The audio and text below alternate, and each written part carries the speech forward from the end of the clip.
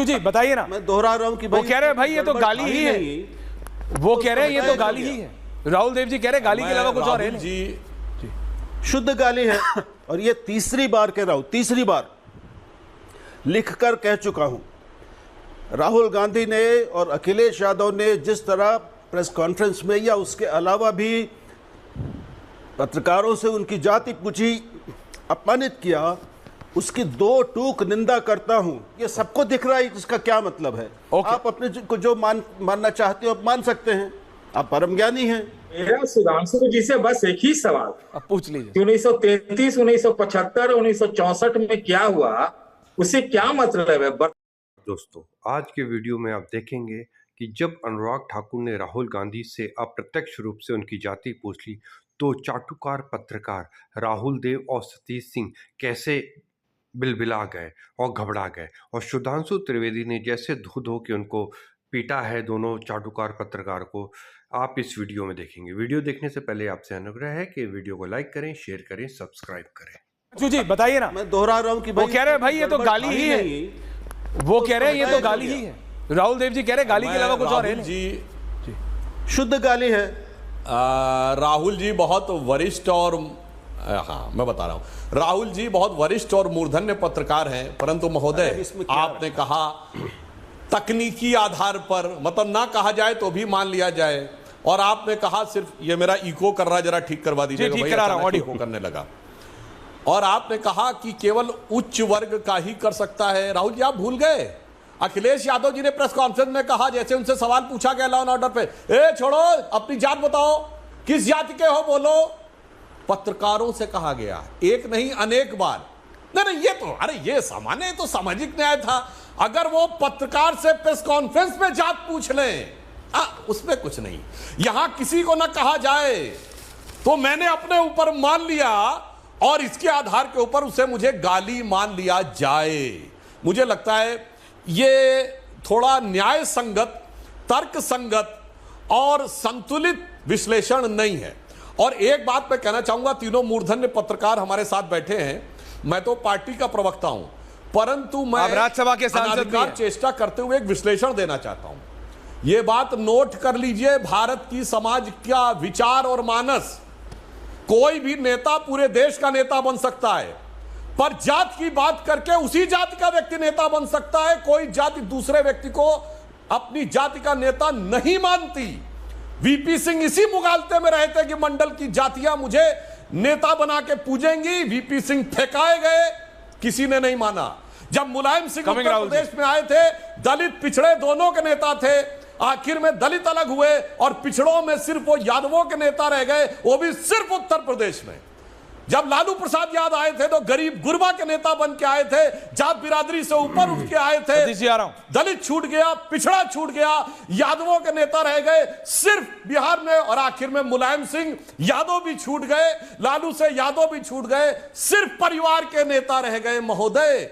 इसलिए, और मैं एक और विनम्रता से कह दूं, इसको कोई अन्यथा न ले, महात्मा गांधी ने दलित बस्तियों में जाकर एक एक महीना रहे, मगर दलितों की श्रद्धा का केंद्र अंबेडकर बने, गांधी से बड़े।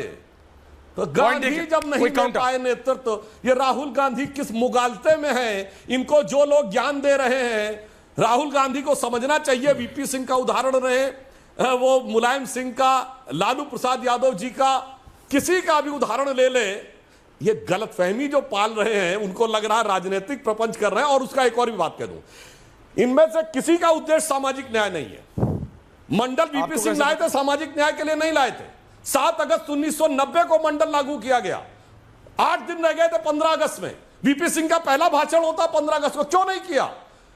इस बारे में शरद यादव जी ने खुद लिखा है, एक पत्रकार है, उनका नाम भूल रहा हूं, उनकी किताब में शरद यादव का कोट है कि 9 अगस्त को देवीलाल की रैली थी और रैली में उनको उससे पहले मंडल लाना था, क्योंकि देवीलाल का समुदाय उस समय ओबीसी में नहीं आता था, जाट समुदाय उस समय ओबीसी में नहीं था, तो उनको डिवीजन करना था जनता दल में, ताकि देवीलाल की रैली में लोग ना जाएं। और शरद यादव ने कहा कि मेरे कहने पे देवीलाल की रैली को काउंटर करने के लिए किया गया। इसीलिए ईश्वरीय न्याय भी होता है कि आप सामाजिक न्याय के लिए करेंगे तो आपको मिलेगा, और अगर आप स्वार्थ में करेंगे तो अब यह समय तय होगा। कोई भी समझ सकता है कि राहुल गांधी जी जो कर रहे हैं वो न्याय के लिए कर रहे हैं या राजनीतिक स्वार्थ के लिए कर रहे हैं? Final answer Rahul Dev ji.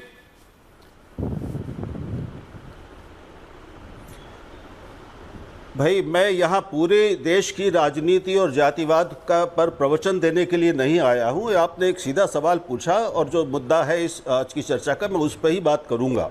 मुझे किसी को लपेटना नहीं है, मुझे सारे विपक्षियों और विरोधियों को लपेटना नहीं है। सतीश जी आ रहा हूँ सर। मैं एक बात जो उनको बता दूं कि पहली बात यह कि सवाल था ही नहीं, कल वो नहीं थे। कल जो मैंने इसी चर्चा में कहा वो दोहरा रहा हूं और ये तीसरी बार कह रहा हूं, तीसरी बार लिखकर कह चुका हूं। राहुल गांधी ने और अखिलेश यादव ने जिस तरह प्रेस कॉन्फ्रेंस में या उसके अलावा भी पत्रकारों से उनकी जाति पूछी, अपमानित किया, उसकी दो टूक निंदा करता हूं। सर आप थोड़ा पानी ले 3 दिन से कर रहा हूं, तो ये किसी का बचाव नहीं है। लेकिन मोटी बात यह है सुधांशु कि अनुराग ठाकुर जी ने कहा वो सवाल था ही नहीं। आप मुझे बताइए, वो आप उसको सुनवाइए अभी और फिर मुझे यहां बैठे सब लोग बताएं कि वो सवाल कहां है। उसमें सवाल नहीं है, टिप्पणी है। Point taken sir. सतीश के सिंह जी, टिप्पणी को सवाल, आप एक मिनट जी बोलिए। आप टिप्पणी को सवाल बनाकर बाकी सबको उस सवाल के घेरे में लाना चाहते हैं। ये बिल्कुल, मतलब ये सबको दिख रहा है इसका क्या मतलब है। आप अपने को जो मानना चाहते हो आप मान सकते हैं, आप परम ज्ञानी हैं।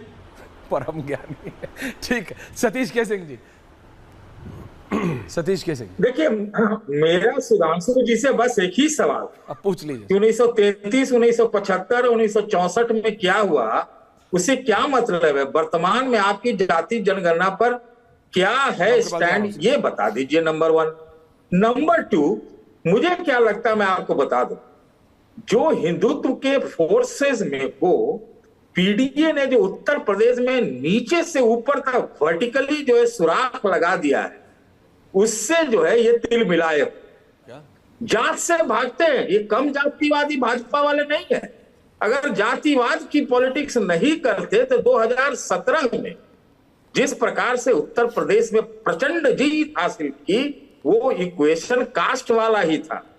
ये फालतू की बातें हैं और वो पता है राहुल गांधी अपने पूरे अतीत पर ही सवाल कर रहे हैं, तो उसको करने दीजिए ना, आप कुछ उत्तर तो दीजिए। उन पर सवाल करने से क्या हो जाए? आप कहिए कि हम नहीं कराएंगे जाति जनगणना, इससे समाज टूटता है, इससे क्या होता है कि ये हो जाता है। लेकिन कास्ट इज ए रियलिटी, ये तो सुप्रीम कोर्ट कहती है। और आज तो आज सुप्रीम कोर्ट ने एक और बात कह दी कि अब आप SC ST में भी थोड़ा बांट के अब जरा रिजर्वेशन लगाइए। तो क्या है, आप इससे, इस रियलिटी से कितना हटेंगे? आप करते हैं, लेकिन आपको धार्मिक न्याय में ज्यादा विश्वास है, या धार्मिक न्याय शब्द थोड़ा ज्यादा ही हो जाएगा, आपको सामाजिक न्याय के ऊपर धार्मिक न्याय, या आप हिंदुओं को एक करने में बिलीव करते हैं। पॉइंट टेकन सतीश, 80% है, लेकिन सामने वाला फाइनली उससे आपको दिक्कत हो रही है। Sudhanshu, point taken. राम कृपाल जी से कोई काउंटर लेके फिर सुधांशु जी आप सबका एक साथ जवाब दे दीजिएगा। राम कृपाल जी, देखिए मैं एक चीज कह रहा हूं जिसका सतीश जी ने अभी जिक्र किया है। क्या सर? आज सुप्रीम कोर्ट ने एक फैसला दिया है, डिटेल हमने नहीं पढ़ा है, लेकिन उसके साइलेंट फीचर्स ये हैं, वो जब कल अखबारों में छपेगा और आप इस पर चर्चा करेंगे, बहुत अच्छा फैसला है। और जो लोग जातीय राजनीति कर रहे थे उनके लिए एक मुश्किल, एक संकट भी आ रहा है। क्यों? सुप्रीम कोर्ट ने कहा है कि जो रिजर्वेशन के अंदर सबक्लाज है उस बनाया जा सकता है, लेकिन उन्होंने कहा कि ये जो जितने क्लासेस हैं इसमें जो एक अजगर बैठे हैं बन करके, उनको रिजर्वेशन नहीं मिलना चाहिए। और आप वो क्राइटेरिया बनाइए। नहीं बता रहा हूं आपको, SC और ST में भी जो लोग मलाई खा करके अजगर हो गए हैं, उनको बिल्कुल अलग कीजिए। और इसकी जो लिस्ट बना के आएगी सुप्रीम कोर्ट, उसको बाकायदा उसकी जांच करेगी। तो सबसे पहली बात तो ये हो गई, जो अभी तक लोग जाति पर सीधा जाति कर रहे थे, ऑलरेडी सुप्रीम कोर्ट ने कह दिया है इतने सालों में कुछ लोगों ने हर वर्ग में जा करके अजगर बन गए, मलाई खाई है, इन मलाई वालों को निकाल के बाहर कीजिए। ओके, अब असलियत पर आ रहे हैं, क्योंकि जो लोग ये बार जैसे जाति सर, पर, एक बात और मैं कहूँगा, बिहार, बंगाल, उत्तर प्रदेश को मैं भी नहीं लेता हूँ। बिहार में आजादी के बाद से आज तक या तो कांग्रेस का मुख्यमंत्री रहा है या सामाजिक न्याय की पार्टियों का। इतने साल में उनको पता ही नहीं चला कि उनकी जनता में कौन किस जाति का है। तो भैया कैसे 100 में 60 कहते थे? 100 में 60 कैसे हैं? लालू से लोहिया से लेकर के चिल्ला करके 100 में 60 कौन सी गिनती किया था? ओके, पॉइंट किसने गिनती किया था?